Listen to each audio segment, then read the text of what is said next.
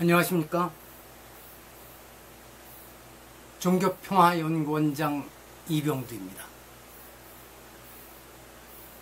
7월 27일 이제 몇 년 됐습니까? 만 71년인가요? 판문점에서 휴전협정이 조인된 날이죠. 근데 신문에 이제 그 얘기는 거의 안 나옵니다. 근현대 불교 탄압과 차별의 역사, 오늘은 제 4회차입니다. 기독탄신일 공휴일 지정 문제를 살펴보겠습니다.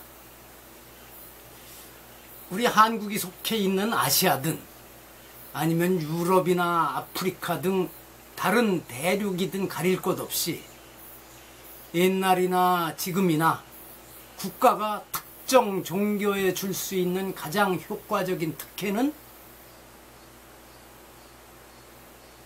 국가 종교, 즉 국교의 지위를 부여하는 것입니다.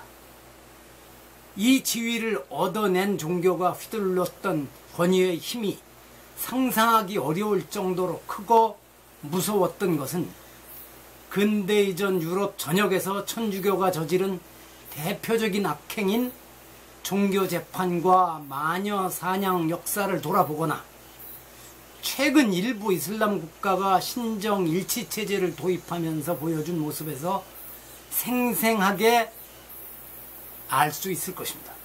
물론 이웃나라 중국에서도 2000여 년 전부터 유교만을 존중한다는 독존 유수를 국가 이데올로기로 세워 거의 국교에 가까운 지위를 부여하고 이에 저항을 하거나 조금이라도 비판적인 사상과 인물에 대해서는 무거운 벌을 주었습니다. 이에 영향을 받은 한국도 조선시대에는 사문난적, 이단이라는 딱지를 붙여 유교, 특히 성리학에 대한 비판과 도전을 용납하지 않았던 것이 사실입니다. 그럼에도 불구하고 중국과 한국의 불교가 들어와 대승불교 교학을 확립하고 독특한 선수행 체계를 세웠으며 찬란한 불교 문화를 꽃피울 수 있었습니다. 그러니까 동아시아에서 유교를 국가 이데올로기로 내세웠던 것과 유럽에서 기독교를 국가 종교로 삼았던 상황과 역사 전개 방식은 매우 다릅니다. 1945년 일제의 식민 지배에서 벗어나 북위 38도선을 경계로 남과 북이 갈라져서 각기 미군과 소련군이 진주하여 군정을 실시하게 되면서 흙다시 만져보자 바닷물도 춤을 춘다며 노래했던 해방과 광복의 기쁨을 누릴 수 있는 기간은 너무 짧게 끝나고 말았습니다. 다른 분야에서도 그렇지만 불교와 천도교, 대종교 등 오랜 세월 결례와 고락을 함께 해온 전통 종교들은 예측하지 못했던 뜻밖의 어려움을 만나게 된 것입니다. 편의상 미군정이 실시된 남쪽의 한정에서 이야기를 해보죠. 미군이 진주하고 일본군이 떠난 지 얼마 안 된 1945년 10월 19일자 자유신문에 따르면 군정청에서 1월 1일, 미국 독립기념일인 7월 4일, 평화기념일 11월 11일, 추수감사일, 괄호하고 해마다 적당한 날을 정함, 크리스마스 12월 25일, 이것을 전국의 관공서와 초중고 대학 등 각급 학교가 휴무하는 공휴일로 제정 공포하여 시행에 들어갔습니다. 이 중에서 추수감사일과 크리스마스는 누가 보아도 기독교의 축일이었으니 이때부터 한국인들은 어쩔 수 없이 기독교적인 리듬과 시간에 따라 살아가게 된 것입니다. 실은 추수감사일은 그 아메리카 대륙에 본래 살고 있었던 선주민들이 지켜오던 축일이었죠. 특히 크리스마스 공휴일 지정과 함께 당시 전력 공급이 매우 부족하여 어쩔 수 없이 제한 송전하던 상황에서 송전과 라디오 방송 시간이 대폭 늘어나고 성탄절 특사라는 형태로 재소자들의 특별 사면이 이루어지고 전쟁 후에는, 그러니까 1953년 이후에는 예외적으로 통행금지까지 해제되는 날이 되면서 국민적인 축제일로 변해갔습니다. 기독교, 그 중에서도 개신교, 선교, 사명감에 지나치게 투철하여 미국 국무부의 방침에도 어긋나는 정책을 밀고 나가면서 정교 분리를 중시했던 연합국 사령부 산하 민간정보교육국과 긴장을 일으키기도 했던 미 극동군 사령관 메가더의 지휘를 받은 미 군정이 취한 정책은 그 시대 상황에 비추어 동의는 못하지만 이해를, 그래서 그랬구나 하고 이해를 해줄 수는 있습니다. 그러나 이 흐름이 대한민국 정부 수립 이후에도 바뀌지 않고 이어졌다는 데에 문제의 심각성이 있습니다. 초대 대통령 이승만은 메가더 못지않은 기독교 선교 열정을 가졌던 인물이었음을 모두 잘 아실 것입니다. 그리고 개인 차원에 머물러야 할 이 열정을 국가 정책에 쏟아 넣었던 것도 잘 아실 것입니다.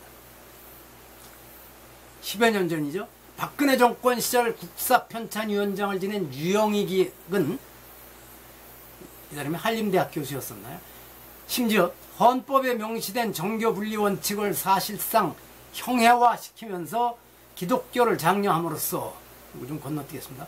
한국을 기독교 국가로 탈바꿈시켰다. 또 건너뛰어서 대한민국은 이승만 대통령의 기독교 장려 정책에 힘입어 역사상 처음으로 기독교 정권을 창출했고 아시아 굴지의 기독교 국가가 됐다는 평가를 할 정도로 이승만은 집권 기간 내내 기독교만을 존중하는 독존 기독 정책을 밀어붙였습니다.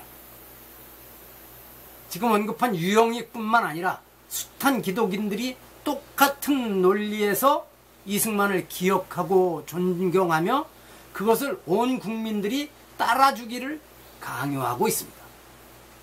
그의 이 잘못된 종교관은 재헌국회 개원식과 대통령 취임식에서 기독경, 모든 사람이 성경이라고 합니다만 성경은 불교의 경전을 비롯해서 유교의 논어와 같이 또 이슬람의 쿠란, 모든 종교의 성스러운 경전이므로 기독교 경전만을 성경이라고 부르는 것은 잘못이므로 저는 오래전부터 기독경이라고 부릅니다. 이승만은 기독경에 손을 얹고 선서하고 목사의 축하 기도를 하게 한 것부터 시작하여 정부의 공휴일 지정에 이르러 그 모습을 분명히 드러냈습니다. 1949년 5월 24일 국무회의 결의를 거쳐 4대 국경일, 요즘은 이것도 많이 퇴색했습니다만 3.1절, 헌법공포일, 제헌절이죠.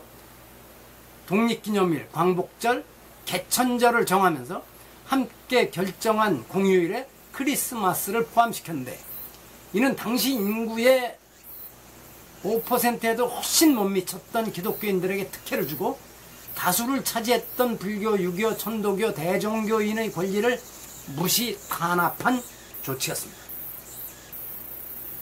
불교계가 수십 년간 애쓴 끝에 1975년 초에야 부처님 오신 날이 국가 공휴일로 지정되었으니 30년의 시간 격차가 있었던 것입니다.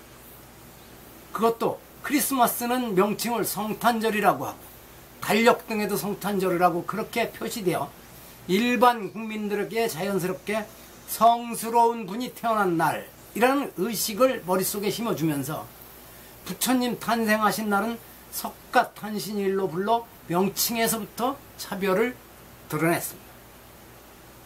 그럼 다른 나라들의 경우는 어떻게 했을까요? 세계 최대의 이슬람 국가라고 하는 인도네시아는 네덜란드에서 독립하는 순간부터 인구의 33%가 채 안 되는 불교인들을 배려하여 이슬람 축일과 함께 웨삭데이, 남방불교권에서는 음력 4월 15일 웨삭데이가 부처님 탄생뿐 아니라 출가, 열반, 성도제일도 그날로 함께 기리고 있습니다. 웨삭데이를 공휴일로 정하여 시행하고, 이웃의 말레이시아는 거기도 주민 다수가 무슬림입니다. 영국 식민지배 시절부터 크리스마스와 웨삭데이, 그리고 인구의 10%가 채 안 되는 인도계 주민들을 위해 힌두교 축일도 공휴일로 지정 시행하고 있습니다. 이 두 나라의 사례에 비추어 볼 때 미군정과 이승만 정권이 기독탄신일만 공휴일로 정한 것은 현대사의 흐름에도 맞지 않는 것입니다. 해방 이후 오랜 동안 전기가 부족하여 제한 송전을 하던 시절에 전기를 풍부하게 쓰고 다른 오락거리가 없던 때에 라디오 방송 시간이 늘어난 데에다가 야간 통행 금지까지 풀리는 크리스마스를 기다리던 사람들이 얼마나 많았을지 상상해 보시죠. 아니하면 우리 크리스찬이 아닌 사람들도 50대 이상 된 분들은 그런 분위기에 함께 젖었던 추억이 아련하게 떠오르실 것입니다. 이렇게 해서 국민 정서를 기독교 친화적으로 바꾸었던 것입니다. 크리스마스만 공휴일로 한 것이 불교 탄압이라고 하는 말은 성립할 수 없습니다. 이것은 명백한 불교 또는 불교와 유교, 천도교 등에 대한 탄압이고 차별이었습니다. 그런데 이 사실을 깨달아야 됩니다. 그게 뭔 차별이었느냐, 탄압이었느냐. 스스로 먼저 깨어나야 됩니다. 들어주셔서 감사합니다. 오늘 새벽부터 아주 덥습니다. 푹푹 찝니다. 또 인사드리겠습니다.